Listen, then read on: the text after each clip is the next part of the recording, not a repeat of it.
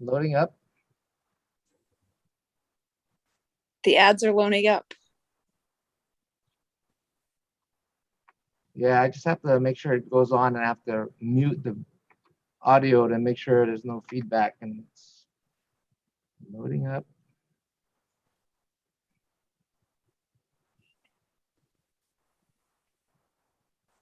Or Chair George, I do see like a Jesse DeLucci. Oh, it might be the applicant. Okay, YouTube has started. Okay, So Chair, go ahead. Ready when you are. Thank you.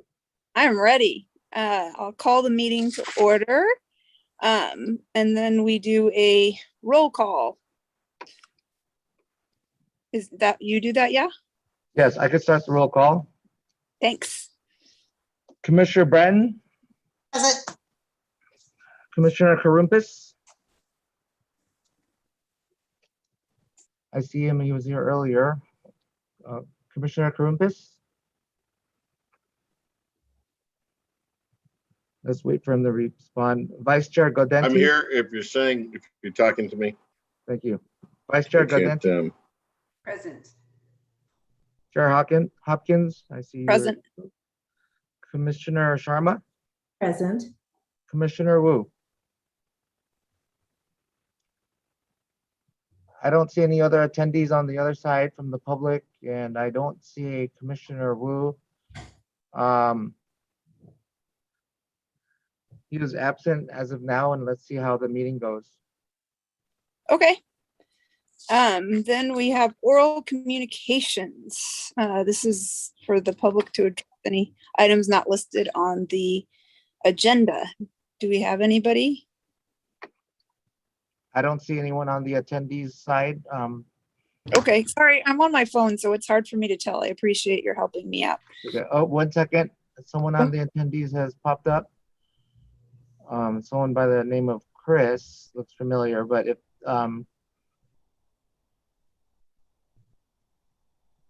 if there's anyone for oral communications, now is the time to speak. If you're on a phone, you can press *9 to speak, or raise your hand feature on the Zoom window. I see none, Chair, so we can go ahead and continue. We will move on to the consent calendar, which is approve the draft Special Heritage Preservation Commission meetings of July 7th, 2021. It's 21-0869. Do we have anybody who has any corrections or motions? I move to approve. I second. Fantastic. Then we do a vote. Yes, I'm sorry. Can I get who seconded? That was myself. Thank you. Let's take a vote for the consent calendar, the draft minutes of July 7, 2021. Chair Hopkins, Approve. Vice Chair Gaudenti. Sorry, Vice Chair. Approve, yes. Oh, thank you. Sorry if I didn't catch that. Commissioner Karumpis, Group. Commissioner Sharma, Approve. and Commissioner Bratton. Approve. So the motion carries 5-0 with Commissioner Wu absent. Okay, excellent. Then we move on to the public hearing. And the one thing on the agenda, since the other one has been canceled, but it was second anyway, is the 21-0799, the proposed project at 1029 Rainier Court. I believe we do a presentation first. Yes, I'd like to introduce Mary J. Prakash. She is the project manager from the planning division on this project, and hopefully her audio is working, but she'll just give a brief overview. So take it away, Mary.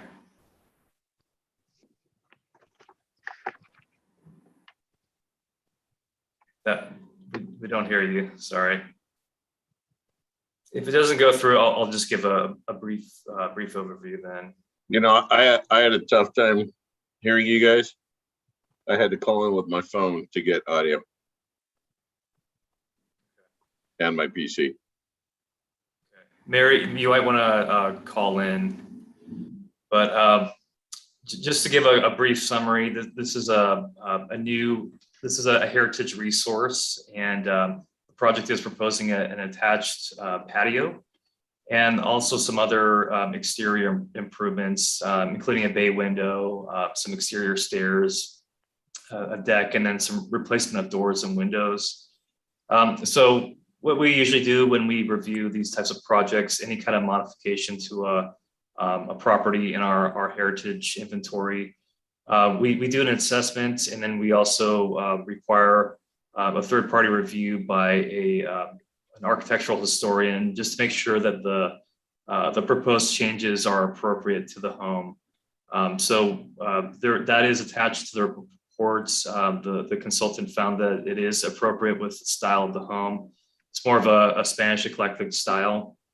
And these changes are in accordance with the architectural style of the home.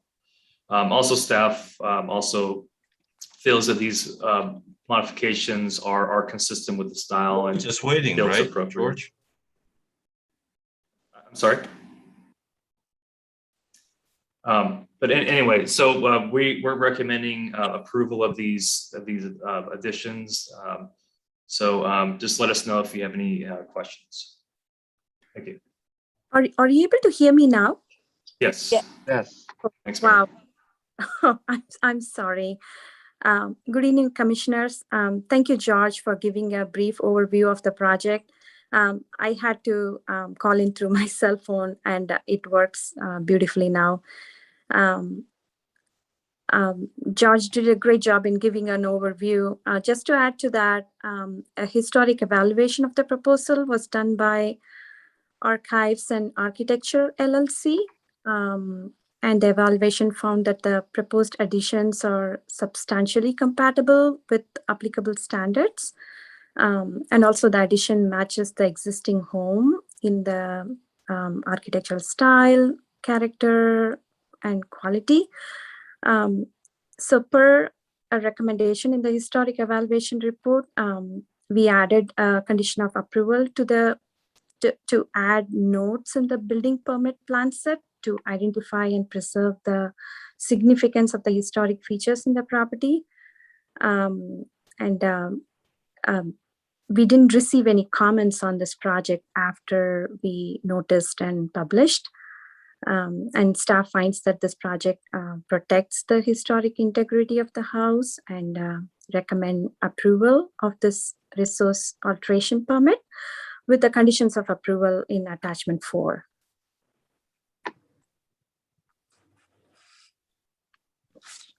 Okay, and then we open it to questions from the commission. Yes, if there's any questions from any of the commissioners, and then you take it to the applicants, and then open up the public hearing. Got it. I did have a question for the applicants. So pending approval from both the HPC and the Planning Commission, when is the actual work to begin on this project?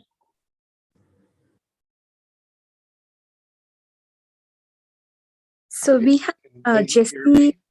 Okay, Gary, all right, go ahead. Yeah, I wasn't prepared to answer questions until we gave a brief presentation, but I'm more than happy Can to. I just interrupt? I think the chair has to open the public hearing, so the questions. I'm sorry. are Is yours Gary homeowner? Yeah, and let's just see if there's any questions for staff first, and then we can I move have to the questions, but I actually would like to see the presentation because I did go through the document and it wasn't really clear. This house, by the way, is one of the most, it's a beautiful home, one of the nicest homes in Sunnyvale.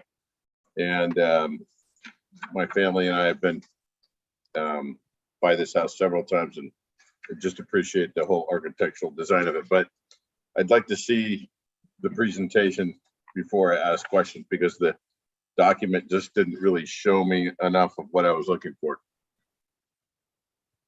Mary, Chair, I you would like- suggest if there's, asking if there's any other comments from the commissioners for staff, and then we can move to the applicant's presentation. Okay. Anybody have questions that relate to staff?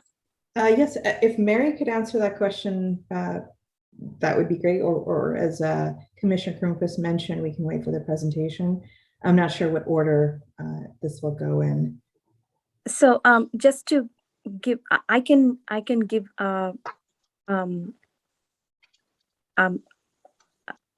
I can just give a, based on a rough estimate, I can say that this project might take another 6 months, if approved today, might take another 6 months to get all the building permits in. And after that happens, the construction might start. So there's a lot of variables because we don't exactly know when the owner wants to start the construction and when they want to proceed with the building permit application. But the next step would be the building permit application, and then they have to start the construction. So if everything goes well, one after the other without any pause, then it might be in another 6 months, the construction might start. Thank you, Ms. Jayaprakash. Anybody else have any questions? Hey, George, you mentioned that it was just added to the inventory. No, it's been on the inventory for quite a while. Okay.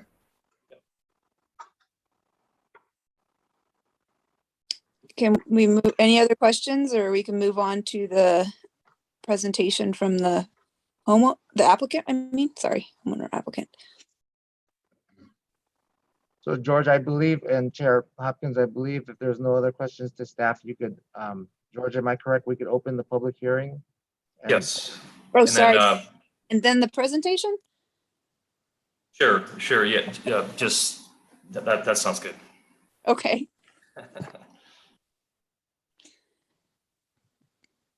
Do we have any public? Well, first, usually we have the applicants speak Oh, or they're- provide a I'm sorry, presentation. I believe, yeah. I Okay, guess the applicant can present and then the public hearing can open. And then dialogue can, and questions could be directed to the applicant after that point. okay, great. Just would like to add something. This is Mary here. So the applicant is not asked to bring a presentation. The applicant was told that it is optional. So I'm not very sure if he has a presentation, but he'll to address any questions that there is. And I think he has a brief overview about the project, but I'm not sure about a presentation. Oh, Does he have color images that we can see? Other than the black and white images that I see on the document? You know, so, excuse me, Mary, if you like, or if you just let me know, I could pull up attachment 5 from the staff report if you wish. Just let Yes, me know. please. Sure, yeah, that would be nice. And I believe the elevations are colored, so that will be helpful. oh, that is very nice. Very clear. Can you blow that up a bit? Because what I'm really trying to see is what is existing and what are the proposed changes? Oh, so if you can go to page 27, that has a side-by-side comparison of existing elevations versus proposed, and they are colored as well.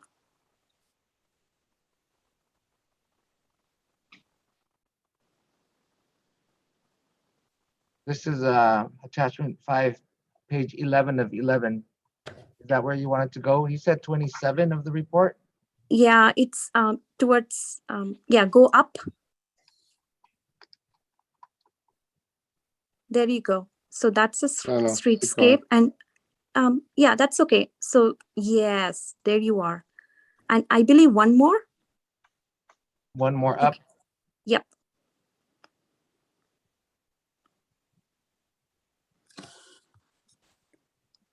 So I can see on the side, oh, Did I lose that? You did. Mm-hmm. Sorry. Perfect. Okay.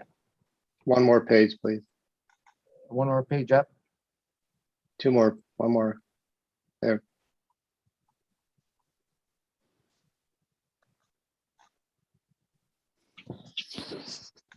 And just a note, if you guys have online, if you're able to open another window, you could go to our city website to the link I sent you in the email. There's a link to this attachment 5 under the meeting details page, and you could find that through the email I've sent. If you'd like to go through that on your computer screen for yourselves, if you wanted to navigate somewhere, if you had a question regarding a specific portion of the report, it's available online in the email I've sent under the meeting details page. But And then Joey, do you mind blowing that up a little bit? There you go, and just scroll up.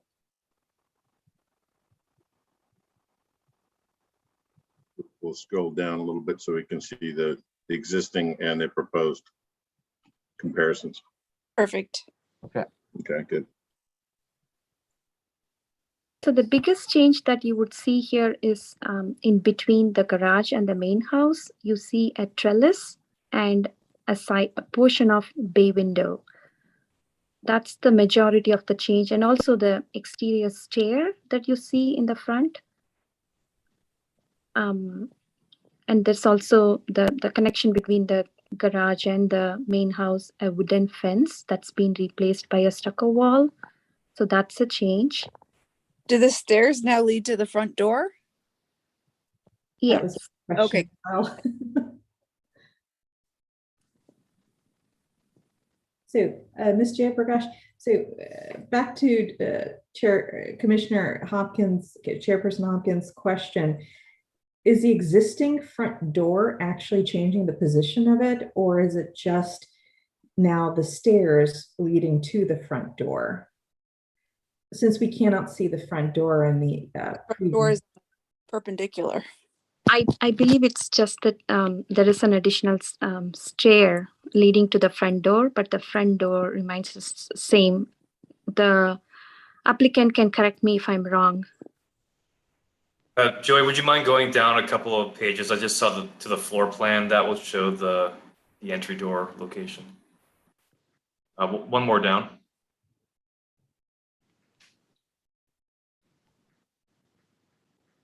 Or one more. Thanks for navigating. There we go. Okay. Sure. So yeah, the entry door is to the side, so that appears to be in the same location. But now there will be more of a direct stairway access to the front door from the street. Okay. And that doesn't change the integrity of the front door in any way by adding the stairs, if there's any historical integrity. No, doesn't look like it.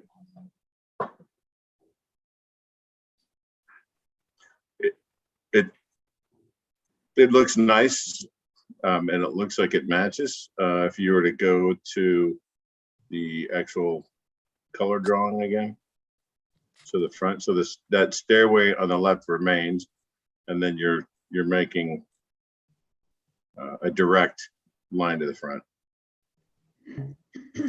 Are the stairs stucco, or what are the stairs going to be? I can't tell.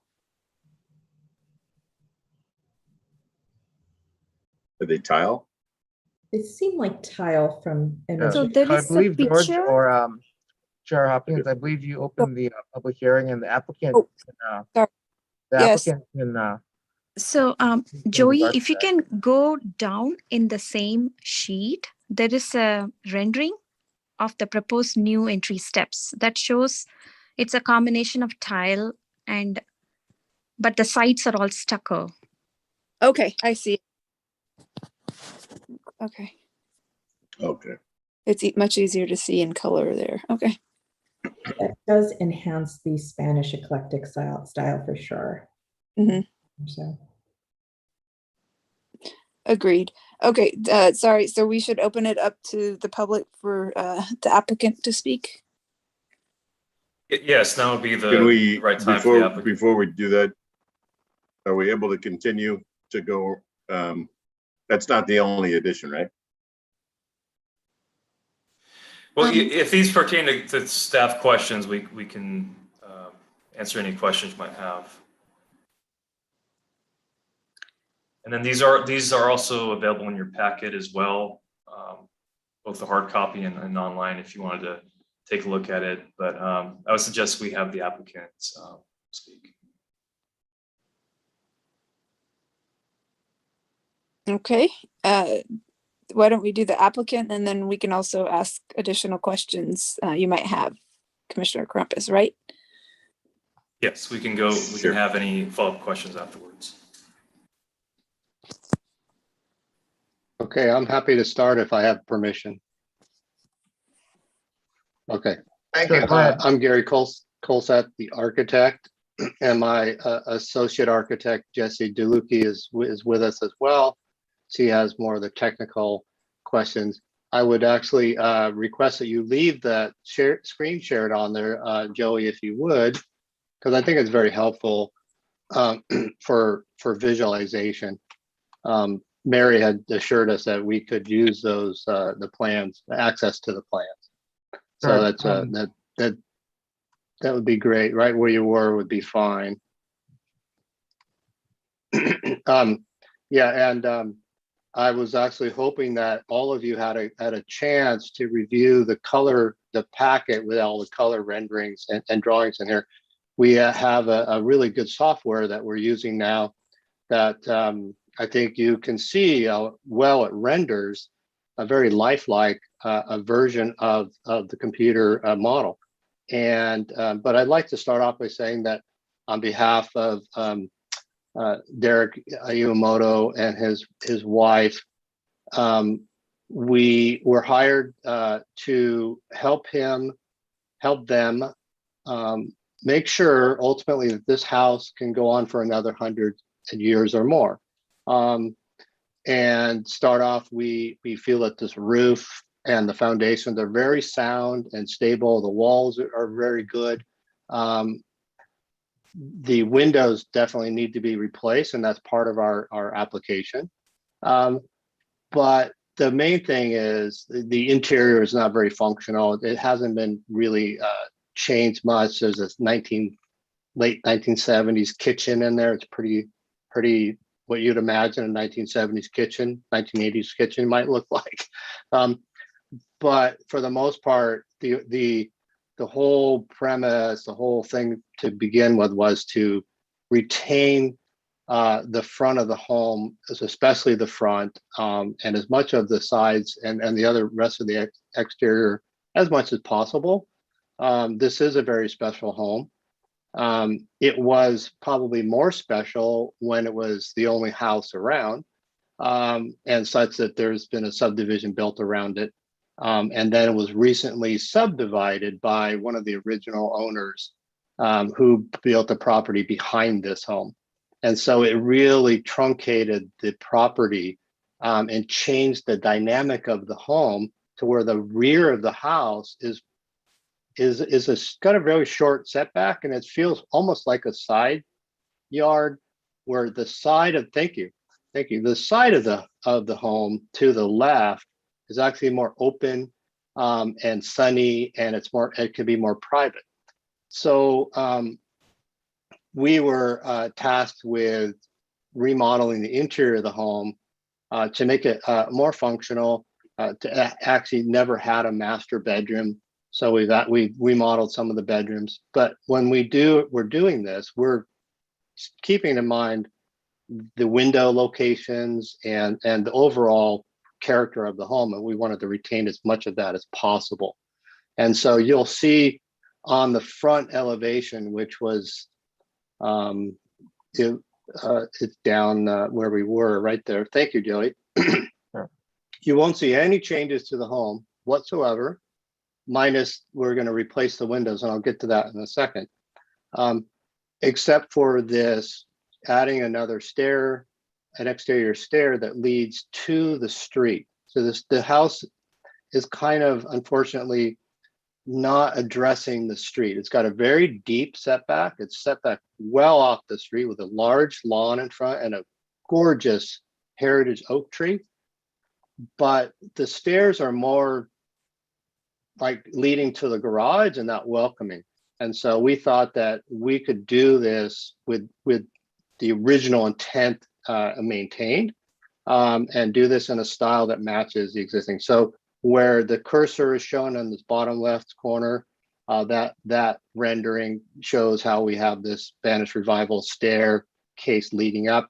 We've got the stepped stucco walls. So that was important for us to address further guests, etc., and just for the public as a whole to say, welcome, hey, there is a front door here somewhere, because as you guys have now realized that the door faces the south. It's perpendicular to the street. Mhm. We had looked at other options to change the entry to the front, and we decided it was too much, and it worked out this way anyway.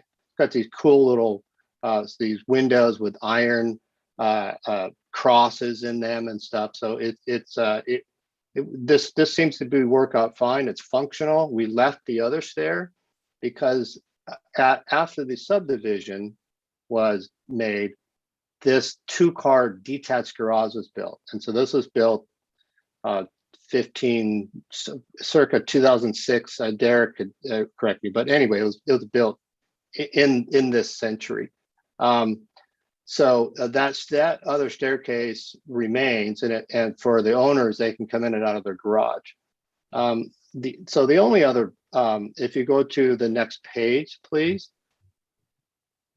we have the rear of the house, and we have the existing and the proposed, and you can see red outlines of where the old windows are and where the new windows are.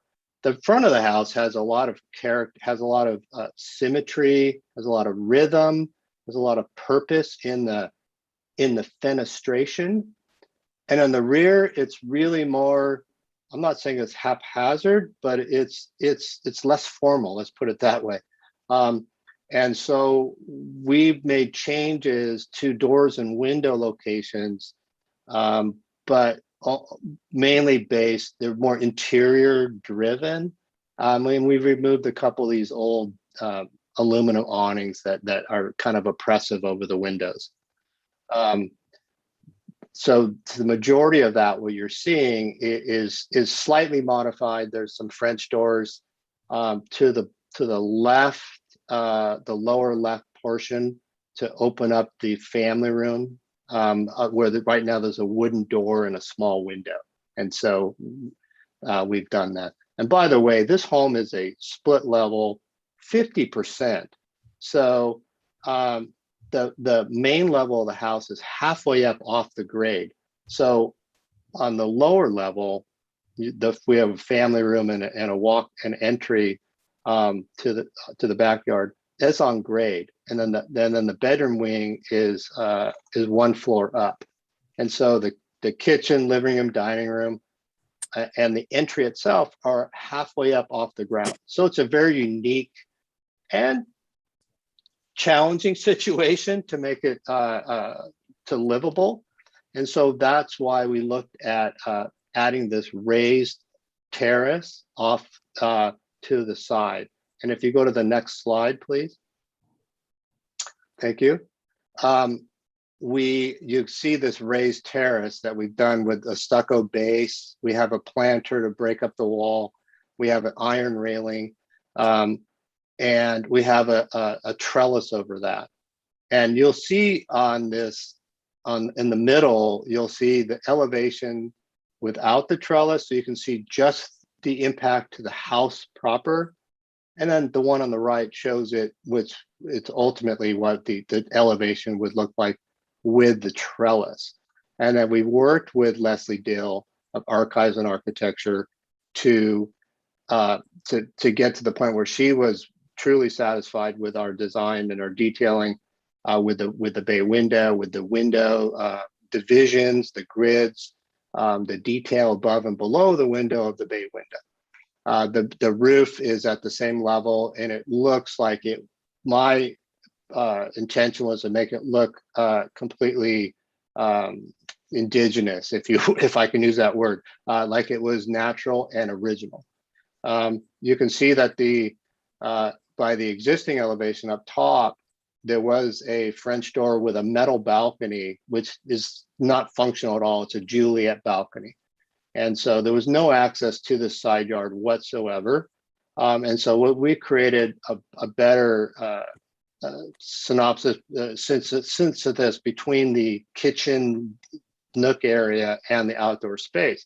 And then the bay window was taking two windows and making it to one shape, one space.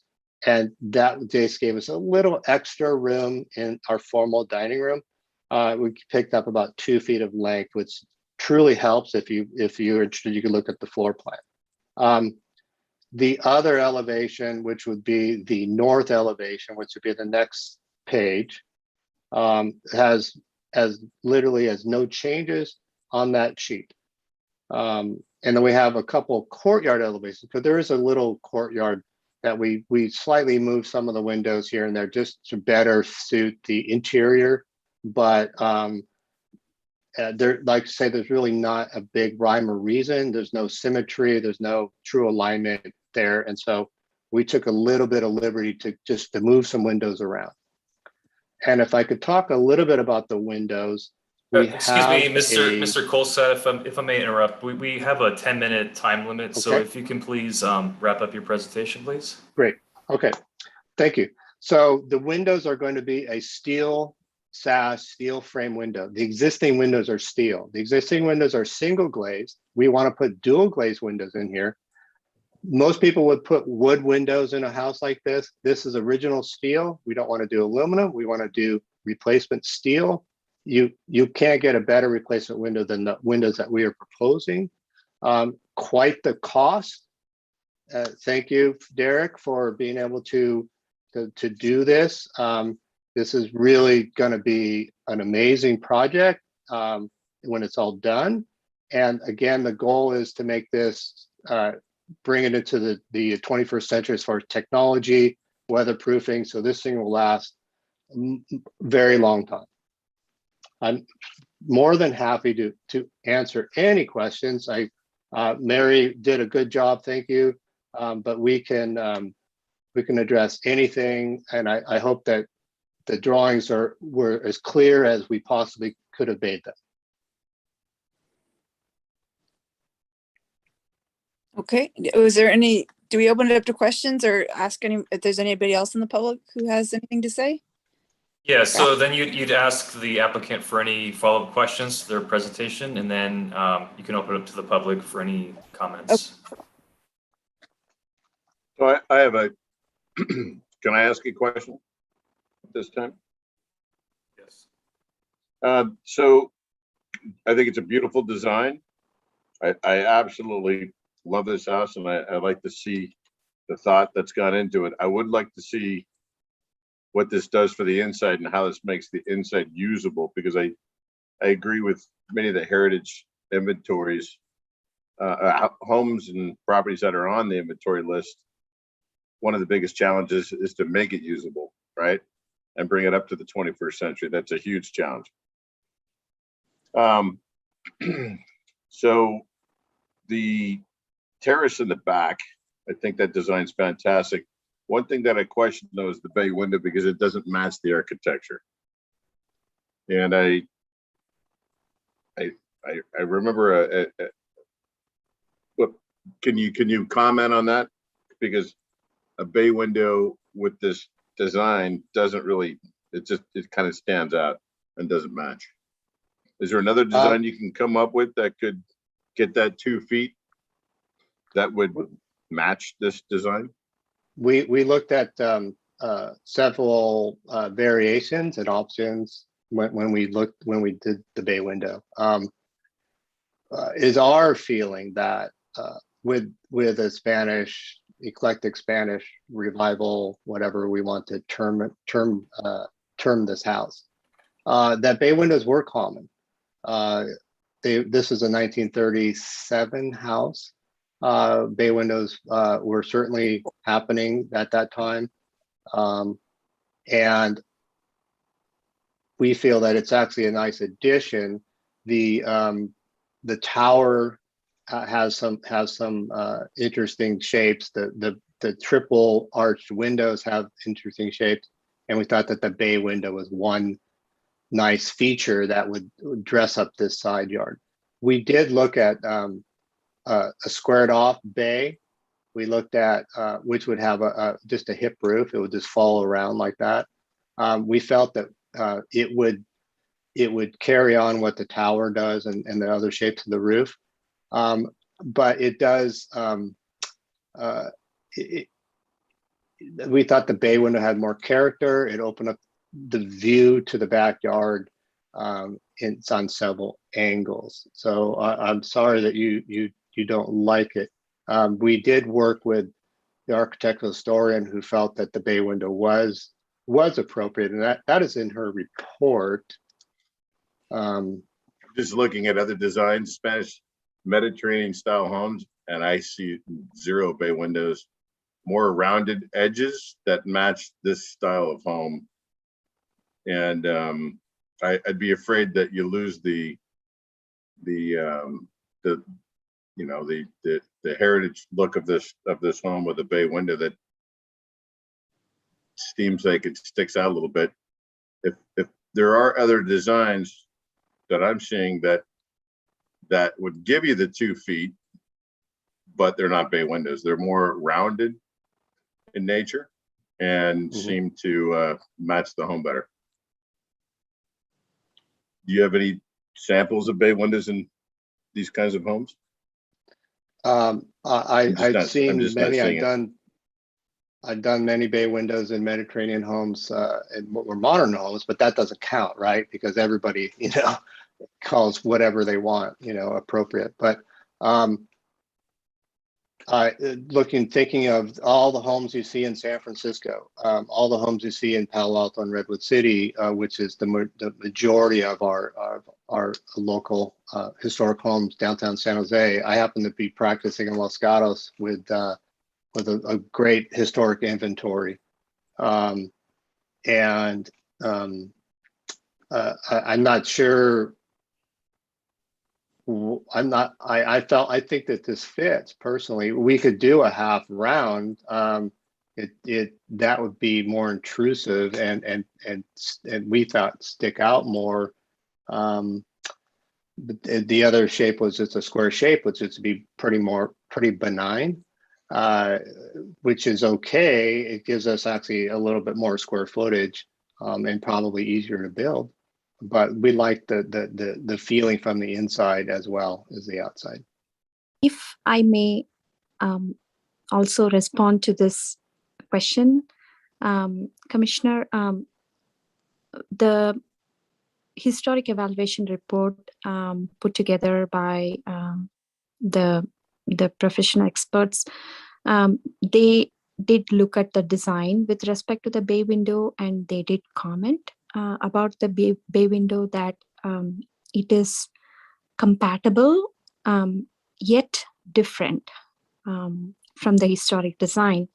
They see that it is consistent but yet different. And they also mentioned that the house design, it substantially conforms with the state's Secretary of State standards.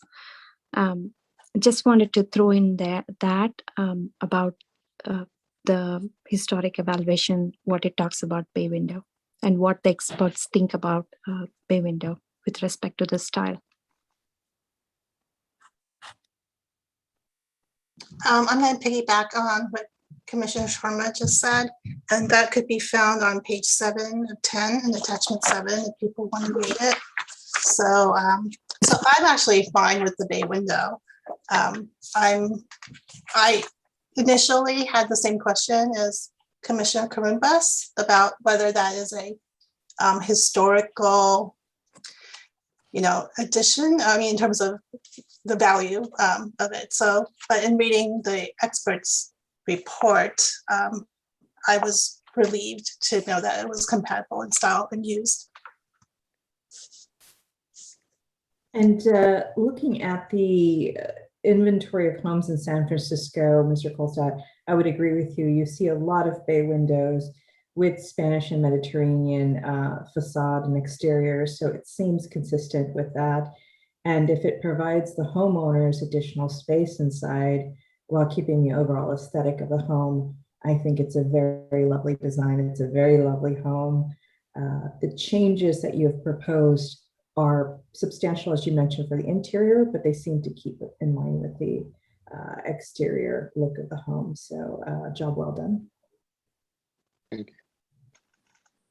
Yeah, I'm all for making improvements on the inside that make it usable. I mean, it just doesn't feel consistent with the rest of the home, but that's my personal preference based on all the rest of the house that I'm looking at.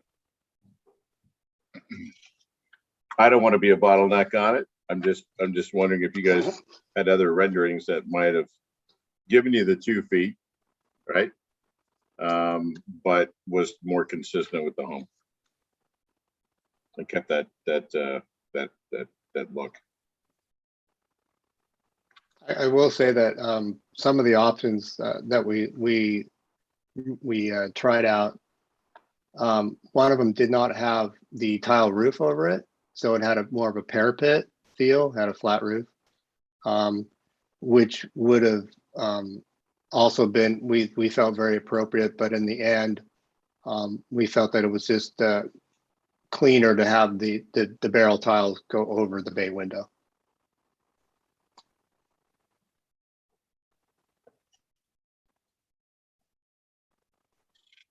Any other questions from commissioners?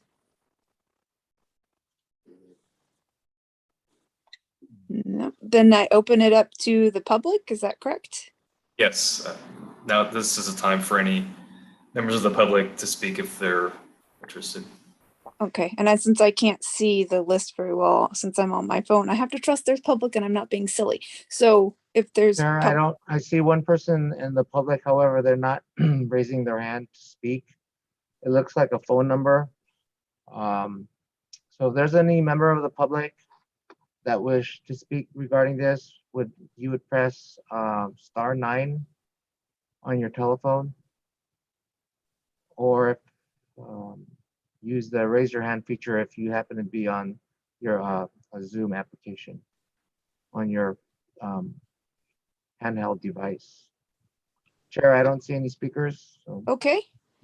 Then do we go to commissioner discussion and motions? Yes, but first you would close the public hearing and then any discussion. Public hearing is closed. So we're going to cut that off and move on to discussion amongst us and potential motions. So commissioners, have at it. Do we, does it make sense to see the usable space on the inside of this project? I don't believe so. And how the windows provides light with the new positioning of the lighting? Or is it just strictly exterior? Well, the commission's purview is for the exterior. We're not charged with looking at the interior. Okay. From a curiosity perspective, you know, as one who could appreciate the style, I would love to look at it if the applicant and the homeowner would provide that, but that would be a sidebar, not a requirement for approval. It's a beautiful home and a beautiful design you did, so good work. I like the usable space that you did in the back. That's great. Yeah, they've got a basement, which is rare for Sunnyvale. You don't see a lot of basements. I had a chance to do a drive-by today. This is my first viewing of the home outside of reviewing the packet, and it literally took my breath away. Yeah, you'll drive by more than once. Trust me, it's a beautiful home. The heritage oak tree and the setback and the position of where it is in the court, just lovely, just lovely. And the additions that I feel are, you know, in line with what a homeowner would want. Some entertaining space on the patio, you know, as an offset to the kitchen, you know, more defined entryway, of course, for not only the public, but for deliveries and such that it becomes very obvious in today's world, not somebody trying to fumble around and figure out where to deliver things. So it all seems aligned in my opinion. I would agree. I would agree too. It meets the eclectic ding on my side. Please stucco on the bay window down below. Is that correct? Matches the same stucco because it looks like wood, but it's stucco. Yes.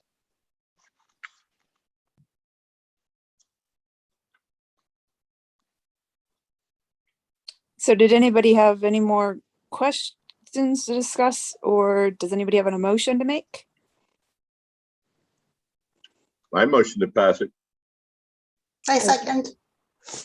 Okay, we go to a vote. Joey, can you help us out? Sure. Who was the first to say second? It was me. Okay, thank you, Commissioner. Thanks, George. So we're gonna go ahead and take a vote. And I see Commissioner Wu has joined the meeting, so I will include him in the vote. And let's go from the top. Commissioner Karumpis, Yes. Chair Hopkins, Yes, and hi, Commissioner Wu. Commissioner Sharma, Approved. Vice Chair Gaudenti. I believe that was a yes. Oh, Yes, do I need to turn up? yeah, Sorry. thank you. Commissioner Bratton Approve. and Commissioner Wu. Yes, it is a beautiful property, just like Steve mentioned. So the motion is carried 6-0. Unanimous. Nice work, Gary. Thank Yes, you. Thank you Good so much. design. Congratulations. Appreciate beautiful it. work. Yes. Yeah, thank you. We'd love a tour when it's finished. I would second that. We'll show you the bay window. Yeah, no, I'm sure it's gonna be fun. Okay. Thank you I so was just much. curious if you had other renderings, that's all. I really appreciate it. And thanks, Derek, for putting in the money for the windows that match everything. So we move on. No CEQA historical resource training. That's going to be. Wait, we have to vote on that to move it. Yes, yes, Chair. Since I it's on the remember. agenda, we have to vote to reschedule, and our city attorney wanted to send her apologies for the late cancellation, but we'll look at another date for the training. Possibly the next meeting, if that works out. But yes, the commission would need to vote to continue this to a date uncertain. So first, we understand life happens. So tell her it's all good. For that, do we need to do a motion and then a vote, or do we just vote? Yes, please. If you can do a motion to continue to a date uncertain. I am not allowed to make said motion. Would somebody else choose to make said motion, and then somebody friendly do a second? I'm happy to make that motion to postpone for a later date. Perfect. Who is the I'll second second? it. I heard 2 seconds. I believe Okay. Commissioner Karumpis seconded. And Okay. with that note, let's take a vote. Commissioner Wu, Yes? Commissioner Sharma, Yes. Chair Hopkins, Yes. Vice Chair Gaudenti. Yes. Commissioner Karumpis Yes. and Commissioner Bratton. Yes. So that's a unanimous vote, 6-0. Thank you. Good job, y'all. Next, we move on to standing items, consideration of potential study issues. So this would mean if anybody has come up with any, or if maybe George has any updates, right? Yes, if there are any new study issues you'd like to propose, and then after that, I have a few updates, and I believe one of the commissioners wanted to bring something up. Okay, and the standing items or the non-agenda? And the non-agenda items. Oh, okay. Did we have any study issues from anybody, or? So sorry. Chairperson Hopkins, there is one. Sorry, did I interrupt you, Chairperson? You're Go good. ahead. Yeah, go ahead. Roll on. So there's one potential study item that I wanted to bring up, and perhaps this piggybacks onto the Asian American Heritage Project that will be part of next year's budget. I was wondering if there was an opportunity to actually document the Sunnyvale experience and stories of longtime Sunnyvale residents, all residents of a certain, residency status, meaning, have lived here 25 years plus.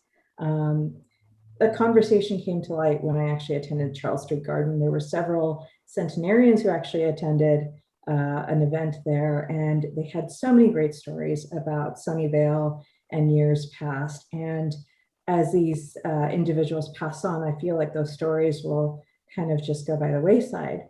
So I was wondering if there was an opportunity to document those stories and perhaps have that as part of an exhibit, either in the library or the museum.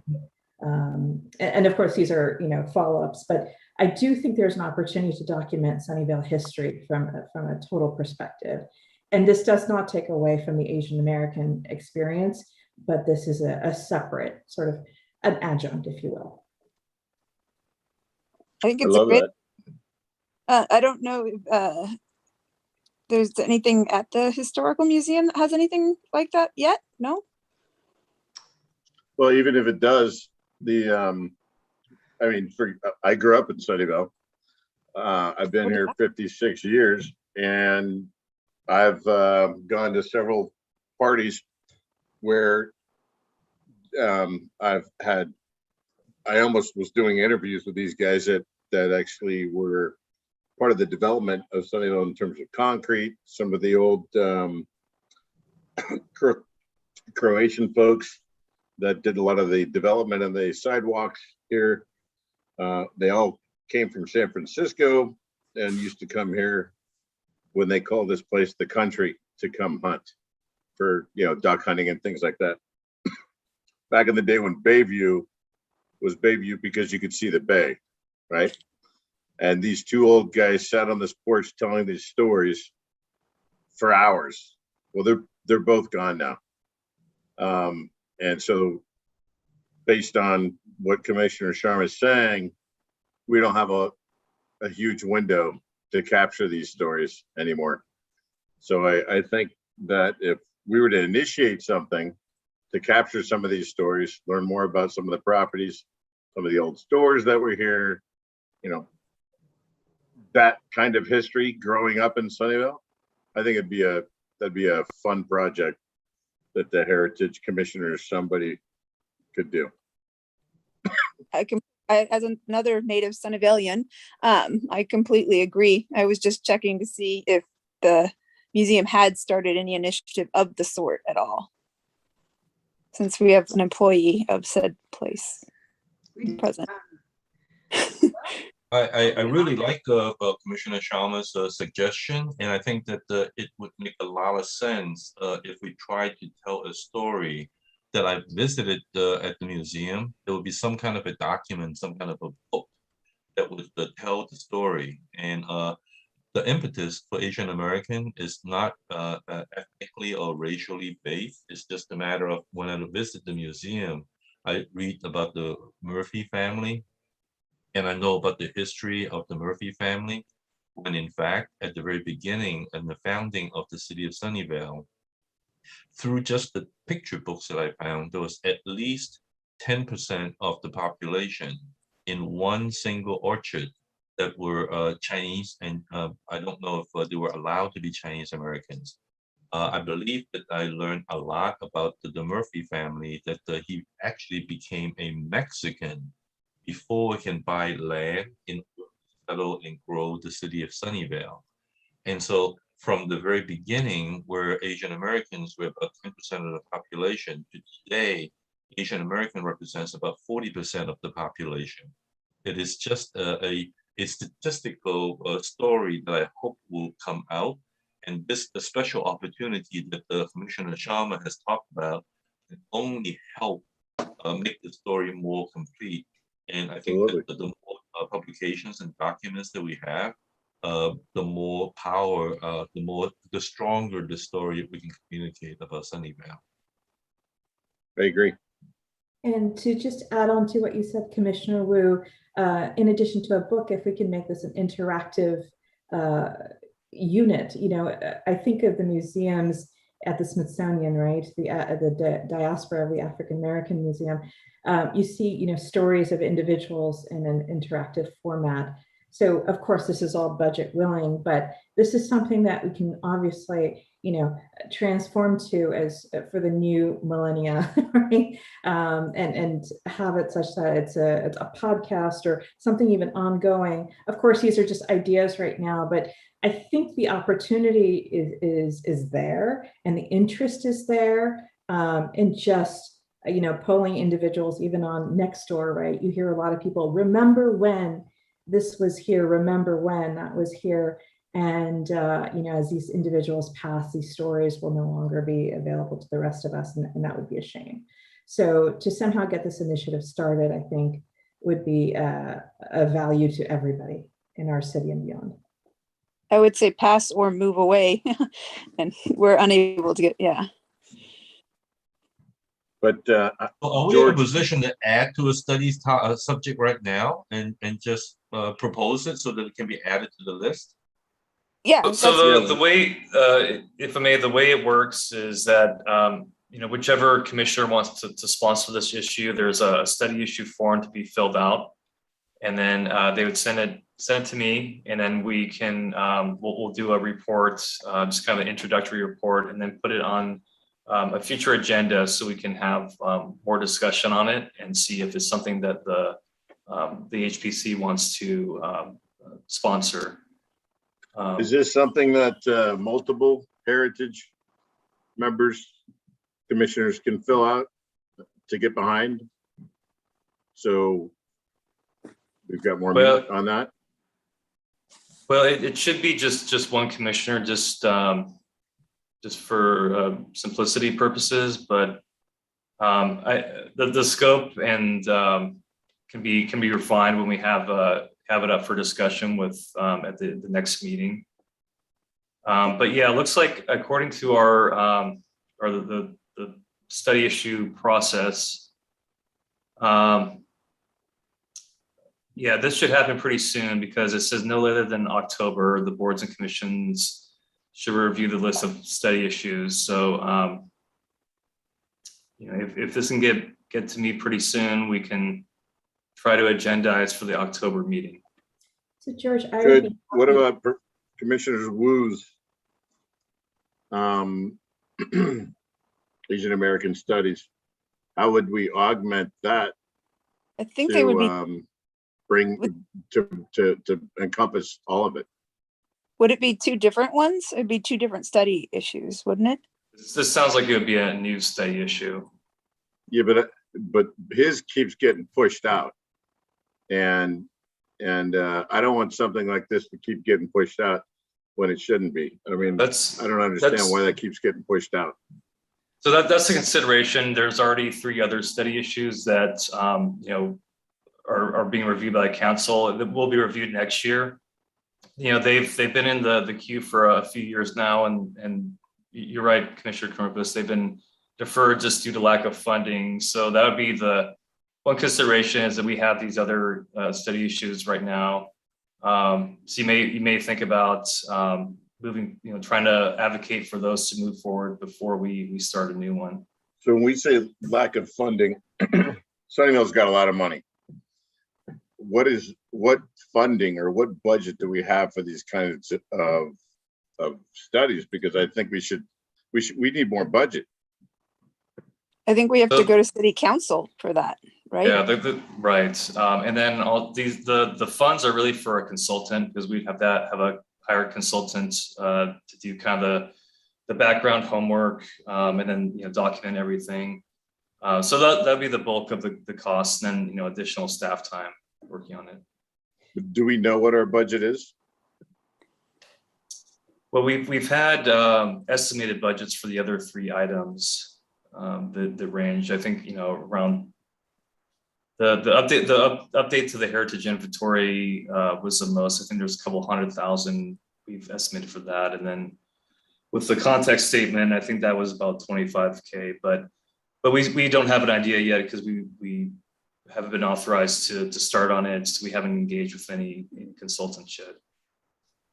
Please allow me to share my experience so that y'all can know about it. The 2 to 3 years that we've been trying to introduce the Asian American study in the context of the paper, I have been trying to communicate that it is probably the least expensive option.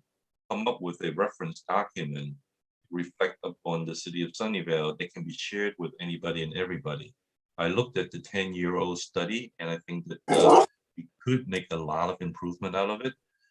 And I think that $25,000 is not a lot of money, except that it gets one level higher, but never got to the level that it got funded. And so I am learning that maybe 25,000, it may not be a threshold. Maybe we can make it together with Commissioner Sharma, make it a 50,000 study to make it more broader.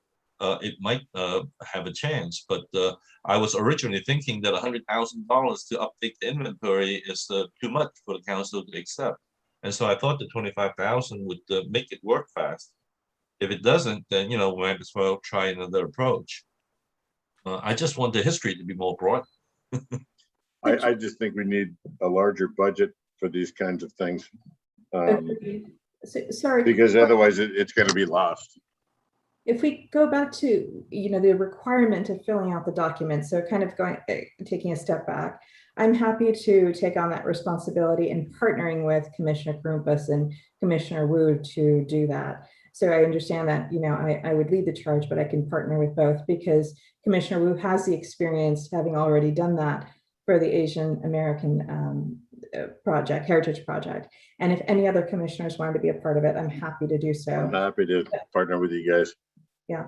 So I think it's important enough, and I agree with Commissioner Wu that perhaps bumping it up in terms of a total expend perhaps would get the right eyes on it for approval next year. And I think also in part of the study highlighting the individuals who are at a certain age where we may not have a lot of time to document this would be very integral to getting this passed as well.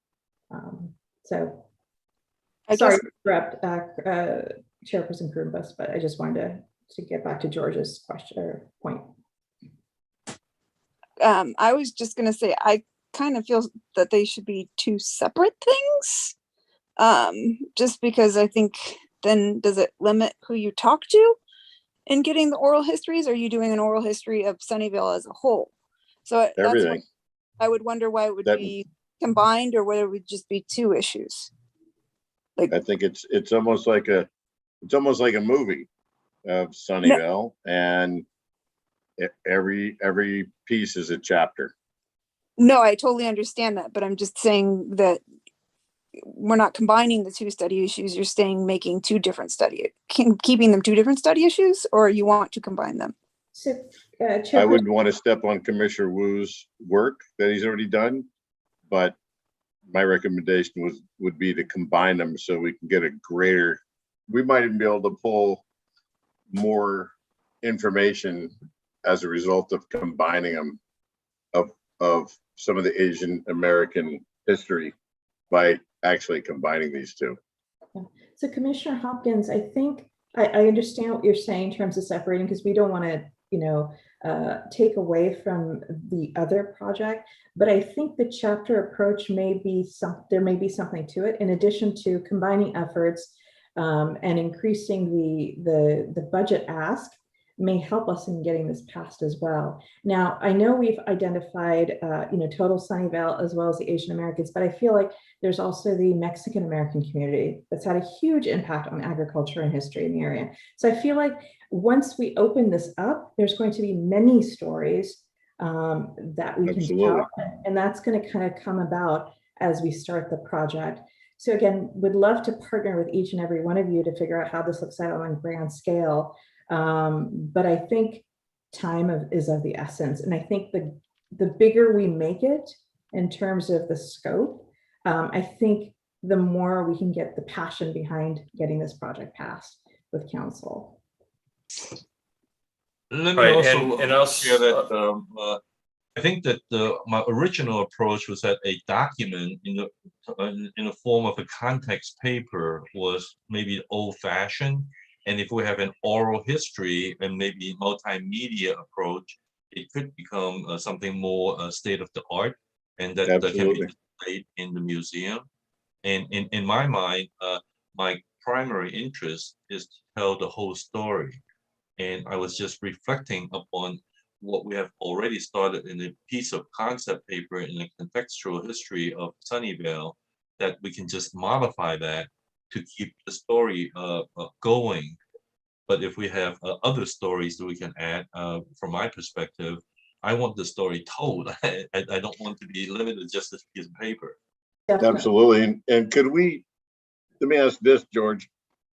If, let's say it was a $250,000 budget to kick something like this off, what if we were to go to some of the companies in Sunnyvale to do some matching to actually get more funding, to put more resources around it, to get it more professionally produced?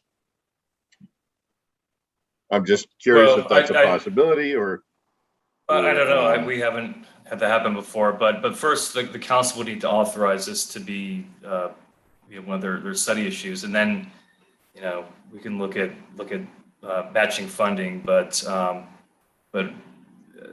typically they would need to authorize this study issue to move forward first. Can I clarify something with you, George? Yes. So then what they would be proposing is putting forth a new study issue that would then combine the previous one with the current one, and then we don't vote on the previous one, we push forward with this one. I just want to see what we're talking about so that when she submits her form, we're on the same page. Well, we don't want to confuse the two.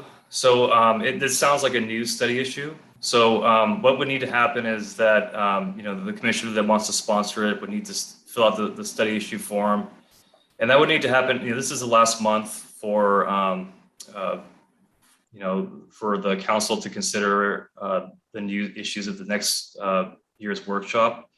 So if we get it pretty soon, within the next week or two, we can put it on October's agenda, and then the commission would vote to see if they want to include it in the coming year's proposed study issues list. Yeah. Okay.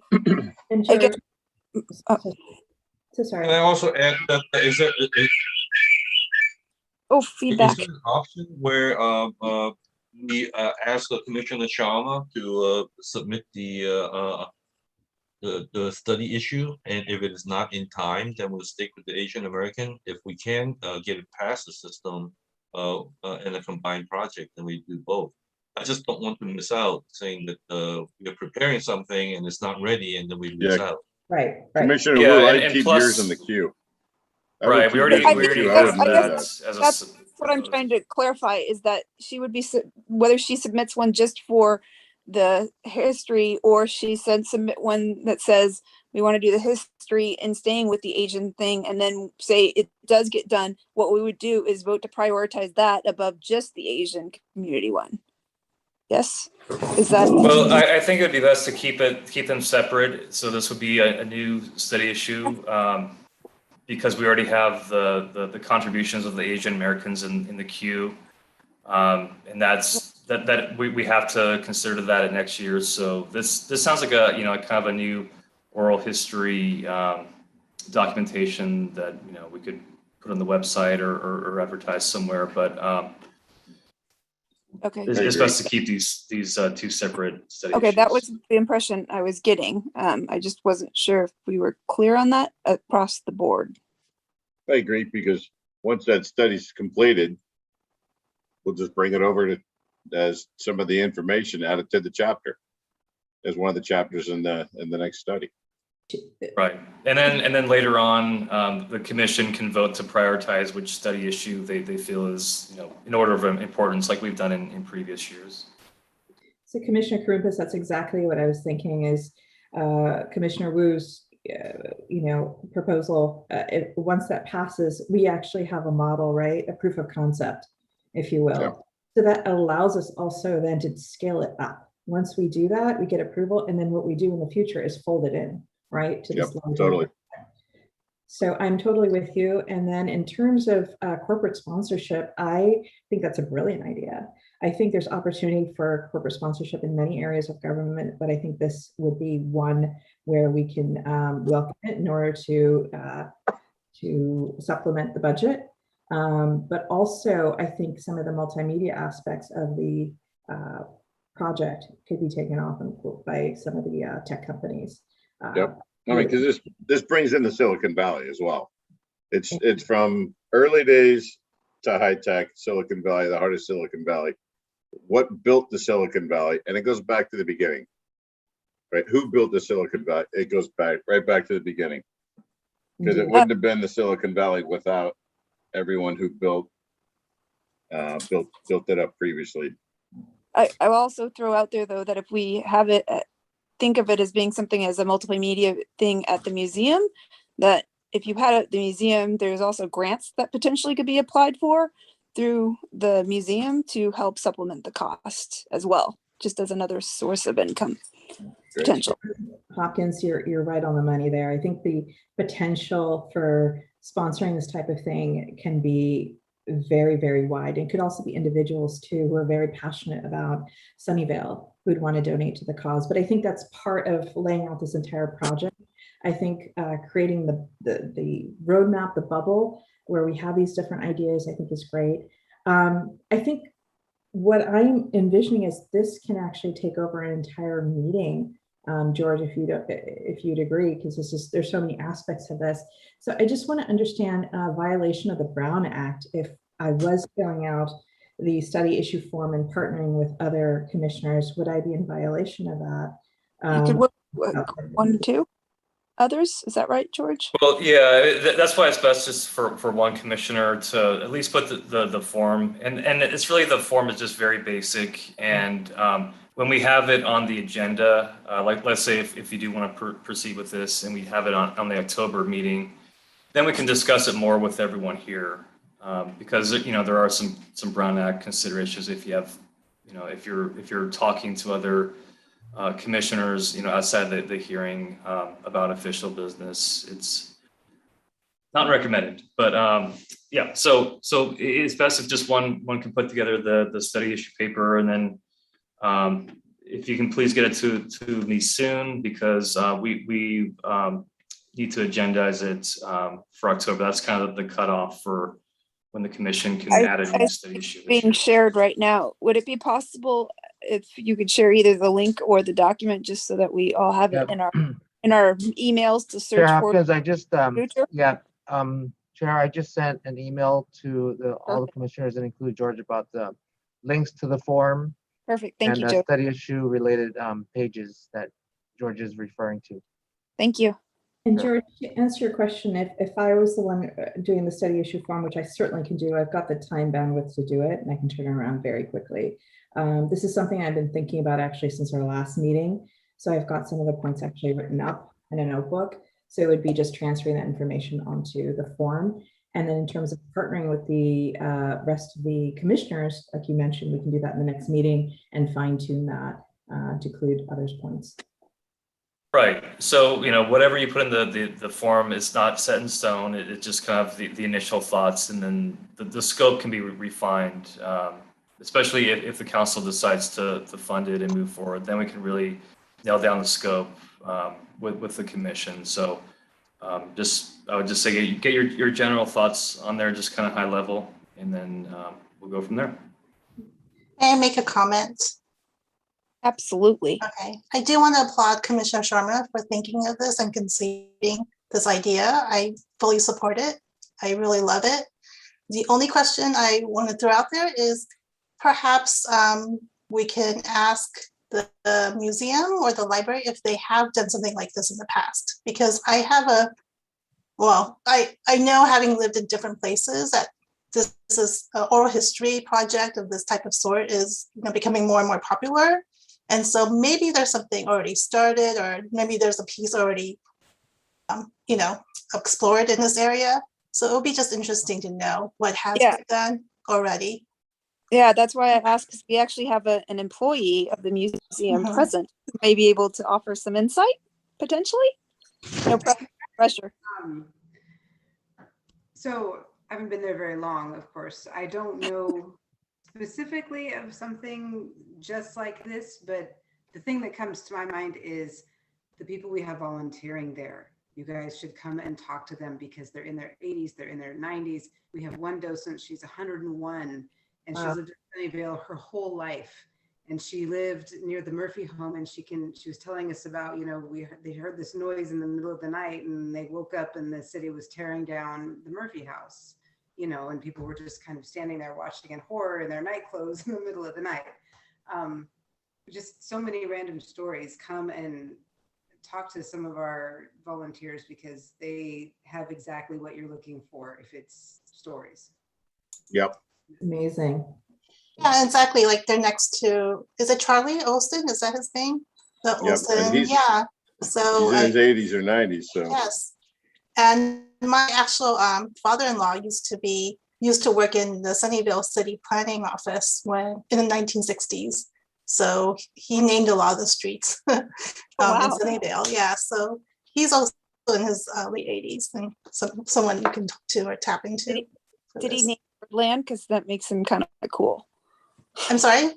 Did he name Birdland? Because I don't know. And that's a good question to ask him. Yeah, he shared a story that he had a big book and he had to reference the book in order to name new streets that came up. So cool. Yeah. So yeah, I think there's so much history that has not been documented. Even with, a lot of the Croatians that came and did the development of the sidewalks. If you go and walk around, you see Marinovich and some of these other folks who stamped their names in those sidewalks. That you look at some of these old areas in Sunnyvale. Some of those guys are still alive. Some guys aren't, but their family members are, and they have a lot of rich history and a lot of good stories. So I think if we were to put something like this together, we'd obviously send something out, an outreach, to get people to the community center to discuss, here's what we're trying to do, or write your stories down, submit your stories here, and we get a lot more information. Then we get some interviews done and things like that we could document. That would be really fun. But first we got to get this passed. I'm not gonna lie, I'm super excited about us coming up with a hashtag for that. So Commissioner Breton, thank you for the kind words. And I think in terms of the research with the museum, I'm happy to do that as well as part of the application process. So given that we have between now and say the next week to get this done, I can make that as part of my to-do and bring those findings to our next meeting in October. So. Awesome. Did anybody else? Thank you very much, by the way. Very excellent study issue. Just to make sure in case anybody else has any ideas before we move on to the non-agenda items and comments. So I had one. This is a non-agenda item. We're talking about non-agenda items, right? Oh, well, I was just making sure we were done with the study issue suggestions and then we will move on. Nobody else? Oh, okay. Silence. I don't know if this is a study issue item or not. It could be a non-agenda item, but I'm a coach for Sunnyvale Little League. I'm an alumni of Sunnyvale Little League, and I'm wondering, Sunnyvale Little League's been around since 1958. We've had many folks in Sunnyvale Little League that have gone professional, and I'm wondering if how could we create a heritage park, a heritage Little League park that's been around since 1958 or even maybe before that, to make that part of the heritage inventory, and then try to get some funding around it to bring it up to a heritage Little League park. That sounds like a study issue to me, but I'm not an expert. George? Is this on school property or where is this located? Sarah Park. And so it used to be Sarah's school. And so Sarah's school is no longer a school. It's a daycare. French American school. It's got a daycare on it. It's got a dance school, but that's not part of the actual where the field is. It's across from that. And so what I'm suggesting is to create a heritage park to bring that field and another field that's at De Anza up to two heritage fields that would be reminiscent of a heritage park with appropriate sun coverage, appropriate seating for families, but also to where we can invite other teams from different all-star teams to come out, like we've been invited to go to other parks that are 10 times, 20 times better than us. I mean, they're just so much better, and they're newer. Where we've been in the league much longer than those folks have been when it comes to Little League. So honestly, it's been an embarrassment when we've had people come to our parks compared to when you go to see some of these other parks. I'd just like to go ahead. I was just going to say that sounds like a new study issue to me. Well, I would say, I mean, this is on a parks property, so that this might be more appropriate for the Parks and Recreation Commission. Oh. And but not if it's a heritage. We would have to see what the historic nature is. I'm sorry? Not if we put it on the heritage inventory. So wouldn't that be a study issue to find out if it would qualify? Say because of whoever became professional? No, I mean it would. I mean, I don't think we have any of our public parks on the inventory, so we had to see if that's even possible. But yeah, usually the first step would be to have it be on the inventory, which is not. But I mean, I guess it could be nominated. But I mean, it sounds like you're looking more for improvements to the stadium for capacity. Well, so no, I'm not sure how that relates to the. One, I would like to make it heritage so it's never torn down. That's well, number one.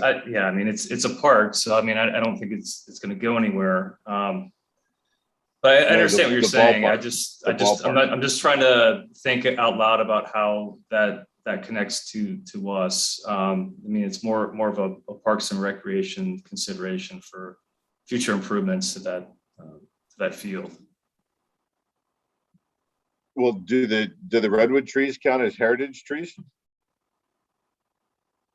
I don't think any of them are specifically on the heritage list. I mean, they're definitely protected trees and they're city trees. But I don't know. I'm just saying I'm kind of struggling to make the connection between the two. And again, we have three open study issues, and then we have a potential new one. So just want to put that out there for something to think about. Maybe we can discuss. Well, it's a ballpark, and it's been around since the 50s, and there's been many professional athletes, and some that have just been brought into the pros, and so there's historical significance there. World Series as well, no hitters, so there is historical significance of folks who played at these parks. I just want to make sure that these parks are somehow on the heritage inventory. Yeah, and again, we'd have to. Yeah, I mean, there's a process to nominate it, but I'm not aware of any city parks or fields we have on the inventory so far. I mean, it's possible though. Maybe. So, but why can't this be the first park to be nominated? I don't understand. Yeah, I mean, I guess it's possible. I had to take a look at the nomination process again, because this would be, the first of its kind. But that's kind of the first step is to first nominate it towards the inventory. So something to think about. Would it make sense for him to complete a study issue form or not? I don't think this is a study issue this time. It sounds like the first step would be to have it on the heritage inventory. So at least it's identified as protected. But again, I mean, this is a city park. It's a city field, and I don't think the city is looking at removing this in the future. I mean, It'll make it a lot harder. if it And the becomes a heritage, and again, the heritage purview is on private property. The parks are more the purview for the Parks and Recreation Commission. I was gonna just note, George, I think in the past, isn't there a way the commissioner, Karupis, or whoever wants to sponsor can email or contact the Parks and Rec Commission to see if they would sponsor something since it's in their purview, something in that sort. We can also tell. Yeah, I think that's possible, because sometimes the study issues kind of cross boundaries, but this sounds to me that it's more of a Parks and Recreation, because we'd have to demonstrate that there is. I mean, I'm sure there is significance with past youth that have gone on to become professional ball players, but there has to be studies to do that. We have to dig more into that, and it's. But I can name. But I mean, it sounds like the ultimate goal that you're looking for is to have improvements done to the field, so there's more seating capacity and it's kept in place. So I'm just thinking out loud goal here. is to make it a heritage, part of the heritage inventory, so it's never torn down, right? That's number one. And you mentioned private property, George, that were purviews only on private property, but those heritage trees, all those redwood trees that were torn out on Pastoria, that was private property, right? But yet they tore down like 20 redwood trees. Are you referring to that school property? Or? Yeah. So that's a school property. So we don't have jurisdiction over that. It's the state's. It's a public school, so it's a state owned land. That's a private school. The state owns it. We don't have control over that.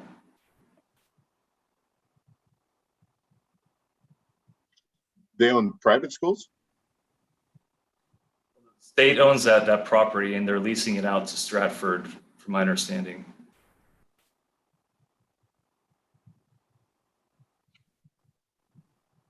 I think to George's point, the feasibility of it just needs to be fleshed out with Parks and Rec, right? Because it is a physical park, and there may be an opportunity for some type of more memorial. I can't even say the word, a memorial or We have a fabulous plaque program. There's already a plaque there for Bob Bernhardt, but the goal is to I want to make it a heritage park. And there might be a formal way to change. We just Rec would find that out, as opposed to. Yeah, there is a formal process to nominate a resource. So that's something you can take a look at. Okay. So how do we does that happen as an individual, or do we do that as a heritage group? It could be both. Where because an individual property owner can come to the commission and nominate their property for being on the inventory, or the commission can sponsor something. So yes, but the question would be, does he go to the Parks Department, or are you asking questions, or who's taking action on which side? Is that what you're asking? What I'm asking is, can this heritage group, this resource, nominate it as a heritage ballpark? I think you have to talk to the Parks Commission. Yeah, I mean, right. This is better for the Parks and Rec Commission. And plus, you know, this is something we haven't done before, so we'd have to look into this more on what the exact process is. But just in generally speaking, there is a formal nomination process that goes through the commission, but usually that's intended for like a heritage home or a resource on private property. It's not meant for public parks. So this be another new one for us. We'd have to, you know, do some more research on. So I don't have all the answers for you tonight. I'm just saying that there's some questions I have that, you know, is this even in the commission's purview, and how are we going to, demonstrate that there is a historic character who's going to be funding those studies? Those are just some things that are crossing my mind right now, but I don't have all the answers tonight.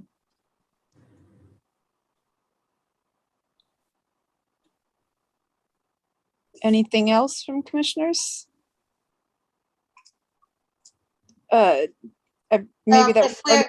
If we're talking about, are we moving on? I was just about to Commissioner say that was the question, whether it was a study issue or a non-agenda, but we'll move on to non-agenda items and comments. So I do have a non-agenda item I want to bring up, and I brought it up last time, and I kind of did a very general inventory of if there was any kind of interest in doing some type of, I don't know, walking tour of some of the things that are on the inventory. And then I remember George saying, oh, before we do that, make sure we are not violating the Brown Act. So so he did kindly get back to me on that and said that in the previous past, there has been a walking tour right after a meeting that took place in downtown Murphy. So I am kind of proposing in the future, not anytime immediate, but when we get back in person, maybe I'll bring this up again, if we would be interested after a meeting in person to just walk along Murphy and TAFE and that heritage area to see some of the designated historical places. So it's very up in the air. I'm just throwing that out there because I haven't had a chance to actually visit some of these places, and I would like to, and I could do it on my own, of course, but I thought it would be more fun to do it as a group and maybe even invite, I know Georgie had mentioned that a consultant came along last time. Yes. Invite someone who could explain what we're looking at, like say, oh, that tree is, has been 300 years old, so we're just not walking past buildings and not recognizing the significance of them. Yeah, Commissioner Brennan. So for that, we did meet a couple years ago on Murphy Avenue with the consultant that was updating the Murphy guidelines at the time. So we had them on board. So I'm not sure if we can have a fund a consultant for this one. We may just kind of look at some of the resources, maybe see if there's any staff that have been with the city for a long time that might have more knowledge. We could ask about that. But yeah, if there is interest in the commission, we would, schedule it at a future meeting dates. There's no Brown Act issues. And, it would be open to the public. So if any members of the public are interested, they could come. So I would suggest if that were to happen, that we concentrate it in a geographic area like downtown where there's a lot of resources within walking distance. We're not gonna be able to see all of them because the resources are scattered throughout the city, but maybe something that's in more of a walkable area where we can. Thank you for sharing that map of the resources. I thought it was very clear, the map that you shared. So I'm just putting it out there. Again, nothing immediate. When we get back in person, who knows when that will be, but sometime in the future, it would be nice to do a walking tour of the downtown area after a meeting. Which also reminds me that we had the orchard Victorian that was preserved, and we talked about potentially by the 23andMe building, taking a tour of what they've done with that as a meeting space and the open space that they have there. But that was just before COVID. Finishing up. Oh, you know what? Yeah, Commissioner. Right. Yeah, Chair Hopkins, you just made me think of a great idea. Wouldn't it be great when we do go back in person to use that meeting room as one of our meetings? Oh, is it a meeting space we Yeah, can that's reserve? what I heard. I heard that it was made to be a meeting space Oh, well, but maybe we can reach out and see if they could host us as yeah, I'd yeah. recommend that, I think, right before we went to lockdown. So yeah, I think that would be fun. Field trip. Well, yeah, if the property owners allow that, and Right, then if they- allow other members of the public to attend too, because it would still have to be a public meeting. Right. Well, the mayor said I should be able to walk and tell the security guard to let me in. So I haven't tried that yet. But he suggested it. So They have DNA, so I would also be like, hey now. yeah, so I think we should probably reach out and ask if that would be a possibility in the future, of course. Any other comments or non-agenda items? Commissioner Bratton, I think that's a great idea. I mentioned that at the last meeting as well. I'm very interested in doing that. I think from a tour guide perspective or something along those lines, I think if we even had web prints, printouts from the web of those particular locations, we can just read them as we go along to save funds on a consultant or a tour guide. But I did some of that by myself, but it would be definitely more interesting to get to have other people along as we do that. Thank you. I just have one update if there's no other commissioners that have any updates. So last night the council appointed a new commissioner. His name is Surash Patel. So he'll be going through his swearing-in process and initial training, and then he'll be joining us at a future meeting. That's awesome. Sorry, I have a dog in the background. Jupiter, no. Are there any open spaces as well right now, or are we full out then? That was the last remaining space. So with his addition, now we'd be back to our full seven commission members. That's very exciting, and I would like to thank my dogs for making it to the end of the meeting before they decided to have a party. I apologize. I'm trying valiantly to get them to be quiet, but they don't listen very well when there's a lot of them. If that was the last one, there's any information about items? None that Steph has. Okay, and we are finished. I will adjourn the meeting at 8:38. 8:38. Yes. Thank you, everyone. All right, good night, everybody. Hey, everyone. Good night. Bye. Bye.